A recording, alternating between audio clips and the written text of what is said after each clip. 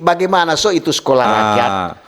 Ini sekolah rakyat kalau di Sulawesi Utara ada berapa banyak kira-kira? Sulawesi Utara itu berapa titik yang dibangun. Jadi yang penting kabupaten kota itu mesti ada sekolah rakyat. Mesti ada. Ini program pemerintah untuk membantu rakyat yang susah, apalagi untuk dia orang-orang punya kurang anak, mampu. punya anak yang usia sekolah, orang panggil, marjo masuk sekolah. Kadang-kadang betul Alok udah bilang tadi tuh, banyak terkendala di ekonomi.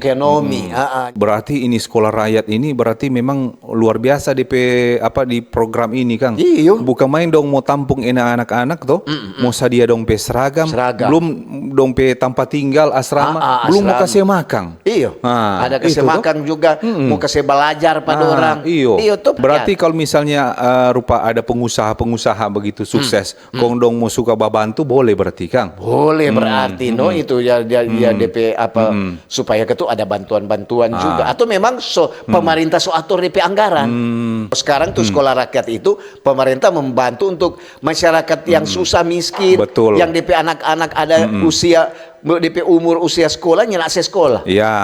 Berarti menunjang dunia pendidikan di Indonesia, bukan cuma di Sulut, Kang. Betul.